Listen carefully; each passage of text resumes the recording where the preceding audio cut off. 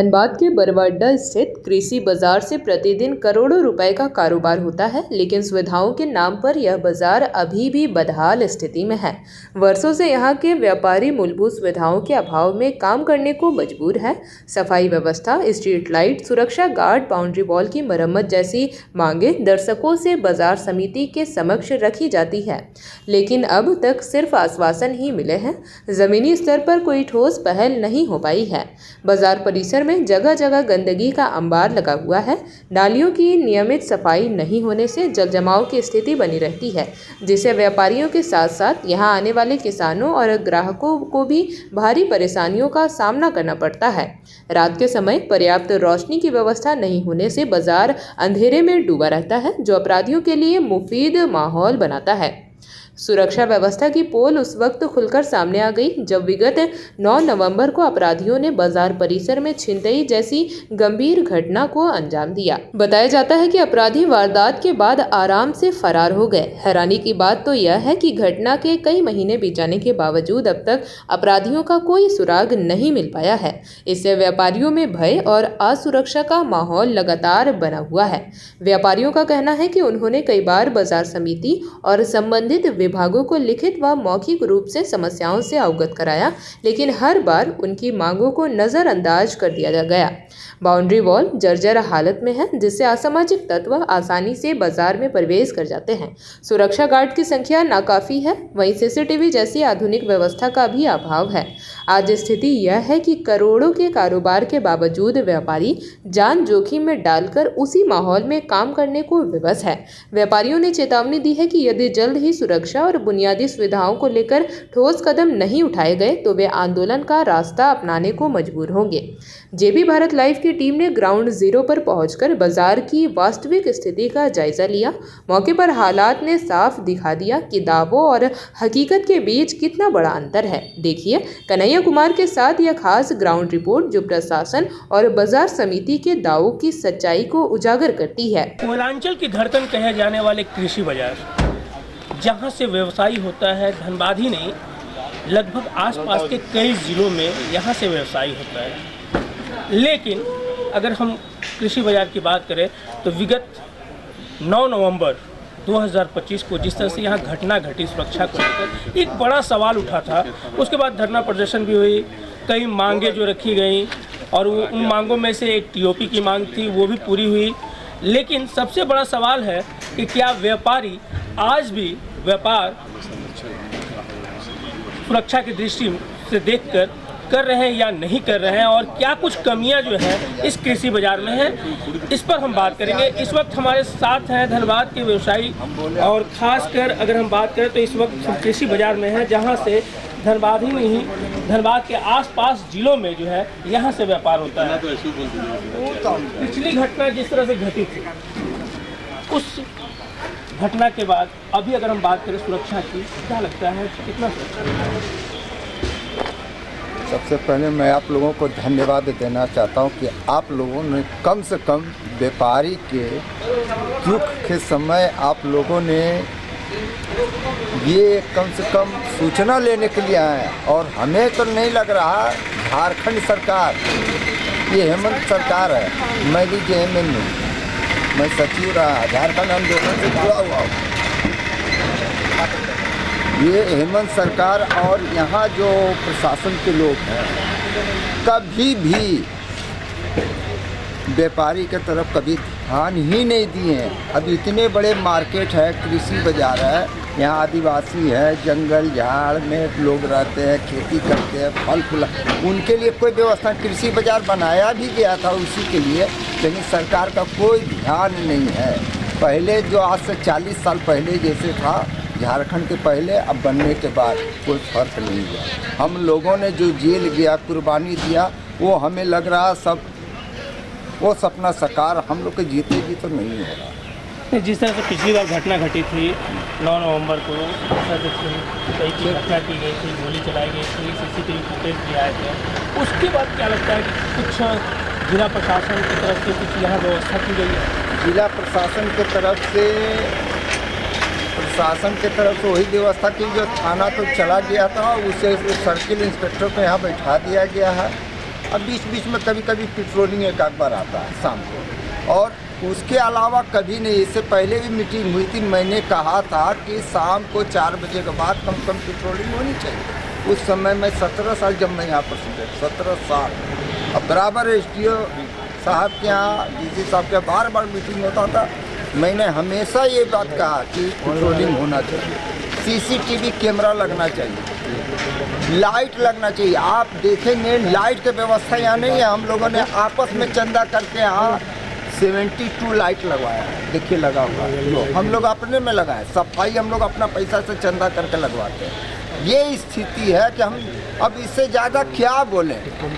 सुनने वाला सुनते होंगे तो समझ में आता होगा कि हम लोग व्यापारी होकर इस तरह का दर्द जो है बयान कर रहे हैं। हमें नहीं लगता है कि मतलब यहाँ का प्रशासन से या किसी से कम से कम महीना में एक बार हमारे व्यापारी के साथ एक बार बैठक होते रहना चाहिए था। क्या समस्याएं हैं, क्या दिक्कतें हैं, लेबर की दिक्कतें हैं, गाड़ी की दिक्कतें हैं, सुरक्षा का है, पानी का है। कोई तरह का कोई सुनने वाला नहीं है, न कोई देखने वाला है, न बैठक होता है, न कुछ होता है। कोई मतलब नहीं। क्या तरक्की करेगा इस समय? अंदाजा हम विश्व गुरु बन गए।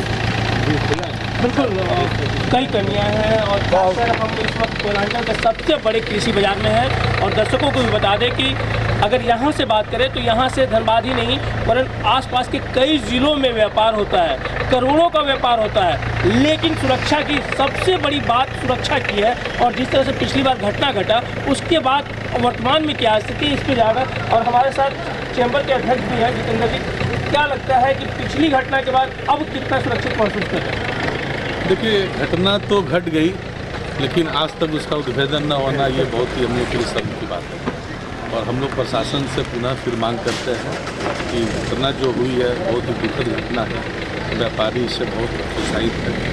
इस घटना का उद्भेदन जरूर होना चाहिए और जो भी इसके लिए दोषी है उसको अविलंब हाजिर करना चाहिए, सामने लाना चाहिए, उसको सज़ा मिलनी चाहिए, बड़ी से बड़ी सज़ा मिलनी चाहिए। प्रशासन से ही मांग करते हैं हम लोग।